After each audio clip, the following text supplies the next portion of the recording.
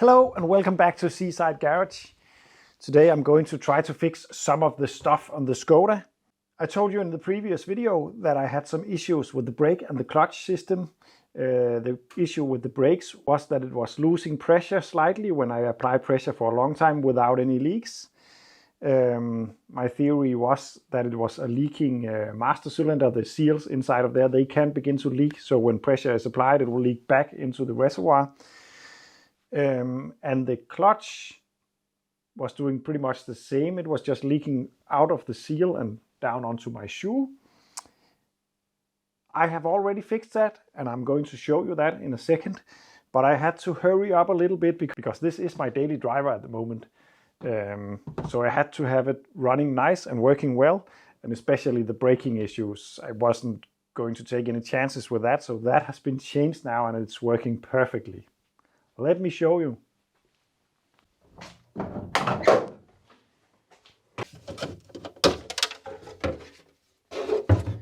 There we go. And now, as you can see, the master, brake master, has been changed, and the clutch master down here has been changed. The top line has been changed, and these two are still the original ones. That is because I didn't have any more hose, so I'm going to be changing them at some point. They are not leaking, but they are very old. But the system is working perfectly now, and I couldn't be more happy. There is no issues with the brake. It's nice and firm. It's not losing any pressure, and the clutch is just working, so that is very nice. So the things that I would like to fix today is the leak from the gearbox, because I'm losing quite a bit of gearbox oil. That's not good. That is down to I think a leaking boot gator, or what's it called, drive shaft boot. So we're going to change that. We're going to change the oil as well, because that is going to come out anyway. Then I would like to fit the new mud flaps that I have bought. I can't wait to do that. And I think that will be all for today at least. Let's get to work. The car is up in the air. Let's go underneath. And the first step, well, is to actually find out where the leak is coming from. But I have already seen that, and it's quite easy to see. This just shows how old rubber that hasn't been used for many years and then suddenly is being used again and heated up and so on, will go bad very quickly, because this is an MOT fail, and this car did go through the MOT last week, and it was not an issue last week. So this is just 1 week of driving.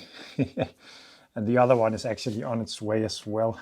Take a look at this one right there. It's also beginning to give up the ghost. And I expect a lot of the rubbers on this car to actually go very soon, and I'm going to change it along the way. And a good practice before taking out the drain bolt on a gearbox is to loosen the fill bolt, because if you cannot get that loose and you have drained all the oil out, you are in trouble, or you will have to fix it at least. But this way you are sure that the project is not going to be put on hold because of that issue at least. And then we can take this one out.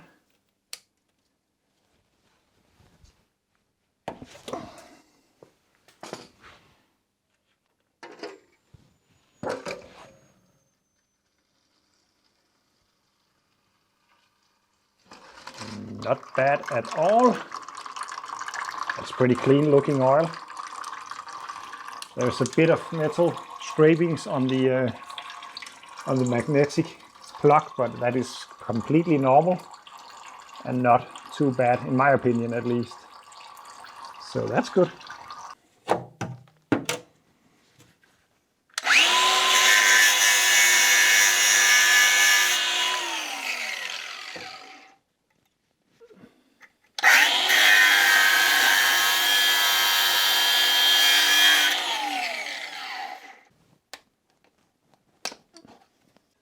The rest of it I'm just going to cut with this.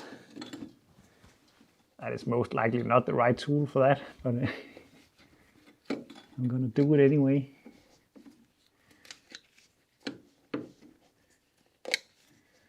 There's most likely some metal worker out there yelling at the screen now, because this is meant for cutting sheet metal, not rubber gators. But who cares? Some do, I think, but not me. Let's take a look at it. Ha. I was not expecting something looking like that, actually.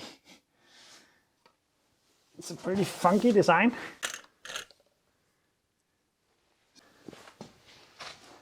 And then I have a new one that just goes together like that. And then I'm going to use some balls to clamp them together. It is very important to have the connection at the top, because that will leak if it's in the bottom. So I'm going to do that. And then I just hope this is a nice quality rubber. It seems to be, but you never know. I just changed, actually the Peugeot 106 I fixed a drive shaft on last year, not even a year ago. My friend just told me that the rubber gator on that drive shaft has already failed within a year. And that is just the case of, at the moment, I think a lot of the rubber parts around are very poor quality. I experienced fuel lines, brand new fuel lines, failing within half a year. And that is catastrophic, especially for fuel lines. So take care to use some good quality rubber. And bear in mind that good quality is not always as good quality as you might think. In other words, just because it's expensive, it's not necessarily very good. Let's fit this. And here we have the new one. And then I was going to use some bolts, but actually the kit came with the right kind of rivets. I just don't have the rivet plier, but I'm going to try to just use a normal plier to force them together. Maybe it will work, maybe it won't. But I don't really have any balls that are small enough, and it's fun to try something. My plier and just squeeze it.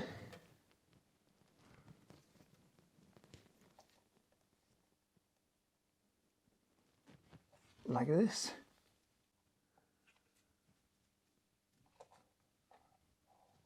Well, I actually think it works, so I'm gonna try that with the rest of them.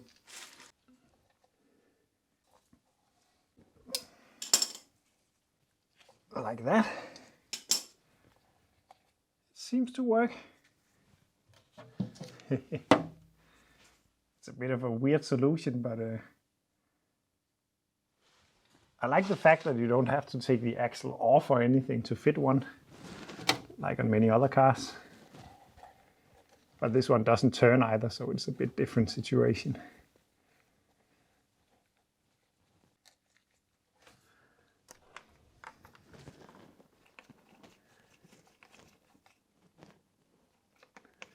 And then tighten it up. Not too much, I don't want to squash and destroy the rubber. Just enough to make it stay and seal.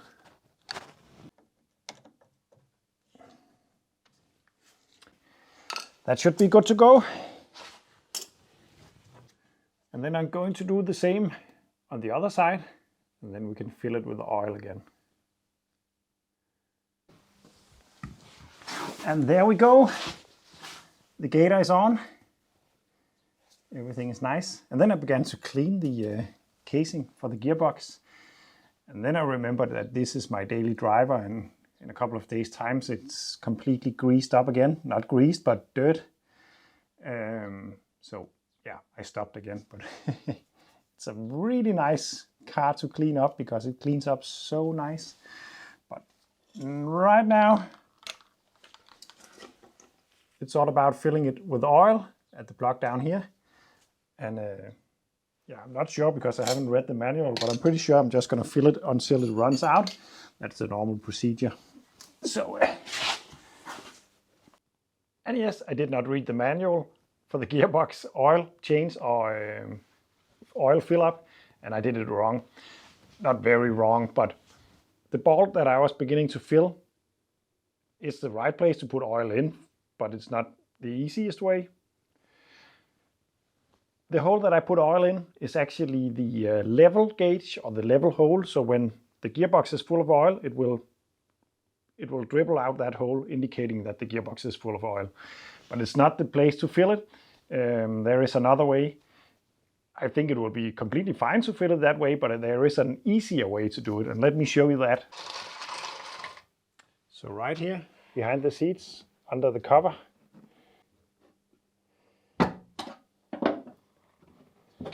is the clutch master. And this I have just bled the other day when I fitted the new clutch master. This is the clutch slave, of course, but anyway. Yeah, it's very dirty down there, but right here is the filler hole for the transmission, and this is wonderful. Normally it's a lot more complicated to fill a gearbox. But I'm just going to put oil into this hole until it runs out the hole underneath, and then we're good to go.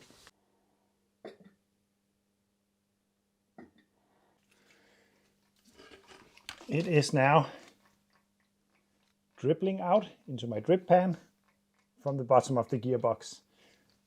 Perfect! And with the oil leak from the gearbox fixed, with new oil and new boots, that is going to be so nice, because it's a bit embarrassing to drive around and showing this car to my friends and it's just dripping oil everywhere. It makes the car seem old and broken and not nice, and it really is. It is old, but it is not broken. It is very nice and in very good condition actually. So it's such a shame when it's dripping oil. That's all done now. Next up is this. And I have been looking so much forward to fitting this. There is still one on the other side, but it's almost fallen off, and this one is all gone. So that's going to be very nice. And actually, you can't get them anymore with the white lettering. And I think you could see it already. I have painted it myself with the nail polish. I don't think that's a very good idea, and I don't think it's going to last for very long. But I just wanted it to look nice to begin with, and then find some rubber paint or vinyl tape or something like that, because it looks cool with the white lettering, in my opinion.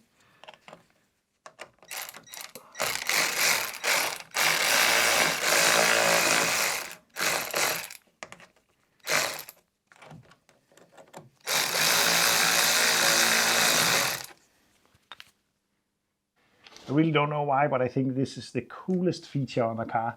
I really like it. And knowing the Škoda, I know the rear end is quite low, especially if you have some people in the back, and this will just sweep the street for you, and I think it's so fun. This is looking nice. Not bad at all.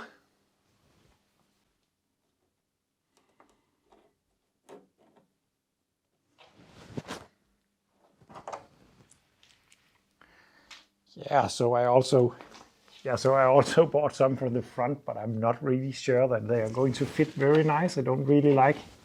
There is some holes down here, and I thought they were going to be fitted there, but apparently they need to go there or something like that with these clips. I don't know. I think maybe I'm gonna do some thinking. Maybe it's all right only with the rear ones, because yeah, these will fall off. So this is all for today. Got the gearbox leak sorted, and got the cool looking mud flaps on the car. This was just another small step to make this a good daily driver. Next step will be the carb and the fuel pump. I will need to rebuild those to make it a bit more reliable and easier to start, but this is it for now. Thank you for watching, and see you in the next one.